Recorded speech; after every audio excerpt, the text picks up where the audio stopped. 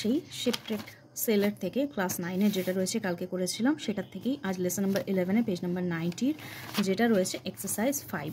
তো সেটা কি রয়েছে ওটা একবার বলে দিই। Underline the clauses in the following sentences and state the kind of clauses they are. তো আমাদেরকে প্রথমে ক্লজগুলোকে আইডেন্টিফাই করতে হবে আর তারপর বলতে হবে যে ওটা কী টাইপের ক্লজ। তো আমি এখানটা এক্সপ্লেনেশন দিয়েছি, যেটা আমি সবসময় তোমাদের বোঝানোর চেষ্টা করি। এক্সপ্লেনেশনও দেবো, তো তোমরা বোঝার চেষ্টা করবে, বাট তোমাদের শুধু এইটা লিখতে হবে, টাইপ অফ ক্লজটা লিখতে হবে। ওকে, ফার্স্টে আছে দেখো, she asked me what my name was. সে আমাকে জিজ্ঞেস করলো আমার নামটা কী ছিল। তো এখানটায় ক্লজ কোনটা? শি আস্কড মি কিন্তু আলাদা একটা সেন্টেন্স হয়ে যাচ্ছে, হোয়াট মাই নেম ওয়াজ আলাদা।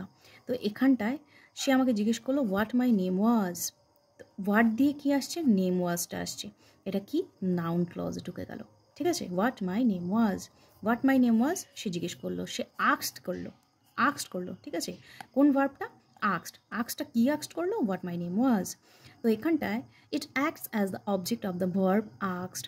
তো আস্কটাকেই কিন্তু মডিফাই করছে, বা আস্কটাকেই কোন ক্লজটা ডিফাইন করছে? আস্কটাকে ডিফাইন করছে হোয়াট মাই নেম ওয়াজ। কোনটা আস্ক করলো আমাকে, কি জিজ্ঞেস করলো? What my name was. He is a friend who has always help me.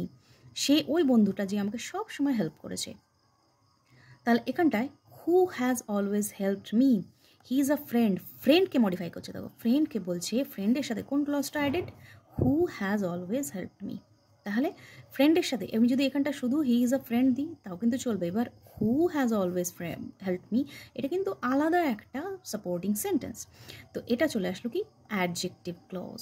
ঠিক আছে, ফ্রেন্ডটাকে আমরা জানি যে নাউনকে যে বিশেষণ দিয়ে বোঝানো হয়, বা নাউনকে যখন কেউ মডিফাই করে বা নাউনকে কেউ ডিসক্রাইব করে তখন তাকে আমরা অ্যাডজেক্টিভ বলি।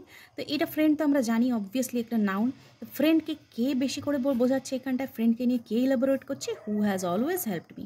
ফ্রেন্ডকে আমি আলাদা করে একটা ক্লজ দিয়ে বোঝালাম, তাহলে অ্যাডজেক্টিভ ক্লজ চলে গেল। ঠিক আছে, নেক্সট আসছে, please enter the room when you are asked two.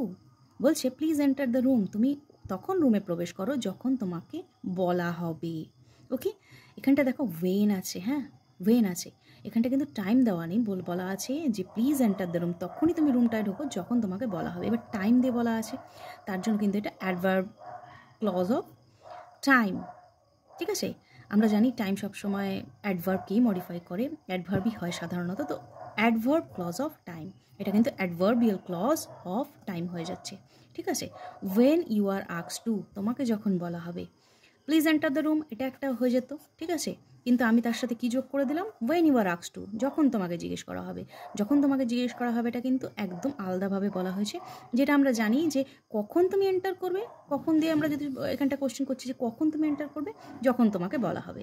তাহলে এটা কি বোঝাচ্ছে? কাকে দিয়ে আমি মডিফাই করছি? কোন সময়। এবার সময় আমরা জানি সব সময়ই কি হয়? অ্যাডভার্ব হয়, তাহলে এই ক্লজটাও কিন্তু অ্যাডভার্বিয়াল ক্লজে চলে গেল। ওকে, পরেরটা আসি, that he will win is known to আস। এটা আমরা জানতাম যে সে জিতবে। দ্যাট হি উইল, এখানটা তুমি একটা জিনিস মোটামুটি একটা ট্রিক্স মনে রাখবে, দ্যাট দিয়ে যখনই কোনো ক্লজ থাকবে না তখন মনে রাখবে যে ওটা নাউন ক্লজে ঢুকে যাবে, কারণ আমরা দ্যাট সবসময় নাউনকেই বলি। এটা আমরা জানতাম যে ও জিতবে। আমি যদি এরকম বলতাম যে it was known to us that he will win, তাহলে কোন জিনিসটা জানা ছিল আমাদের কাছে? যে ও জিতবে। তো এখানটা একটু ঘুরিয়ে লিখেছে that he will win is known to us, সে যে জিতবে সেটা আমরা সবাই জানতাম। দ্যাট হি উইল উইন, ও যে জিতবে, আমরা কি জানতাম? কোন জিনিসটা জানতাম? দ্যাট হি উইল উইন, ও যে জিতবে।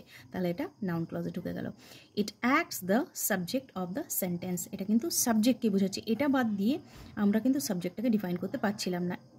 ইজ নোন টু আস মানে কি জানি আমরা, মানে যখন তুমি বুঝবে যে একটা পুরোপুরি ডিপেন্ডেন্ট ক্লজ রয়েছে তখন সেটা দেখবে যে সেটা কিন্তু অন্য ক্লজের মধ্যে পড়ে যাবে। কিন্তু যখন একটা ইন্ডিপেন্ডেন্ট ক্লজ রয়েছে, যে একদম পুরোপুরি ইন্ডিপেন্ডেন্ট, ওকে কিন্তু আলাদা করা যাচ্ছে না, ও এটা গোটাটা না হলে পরে কিন্তু আমি বুঝতেই পারছি না, তখন ওটা বুঝতে হবে যে ওটা অবশ্যই নাউন ক্লজে পড়ে যাচ্ছে। ঠিক আছে, নাউন ক্লজ যদি না হয়, অ্যাডজেক্টিভ ক্লজ হয়, অ্যাডভার্বিয়াল ক্লজ হয়, তখন কিন্তু তুমি দুটো আলাদা আলাদা ক্লজকে বা দুটো আলাদা আলাদা ফ্রেজ করে দিতে পারবে। কিন্তু যখন তুমি নাউন ক্লজ থাকবে তখন কিন্তু তুমি ভাগ করতে পারবে না। ঠিক আছে, আলাদা করে দিতে পারবে না। তো এটা প্রমাণ যে that he will win is known to us, ও যে জিতবে সেটা আমরা জানতাম বা জানি। তো এটাকে শুধু আলাদা করে, ইজ নোন টু আসকে কিন্তু আমি আলাদা করে দিতে পারি না, এইটাকে আমার লাগবে, না হলে অসম্পূর্ণ হয়ে যাবে, তাই না? তার মানেটাই কি? এটা নাউন ক্লজ, নাউন ছাড়া এটা অসম্পূর্ণ। ওকে,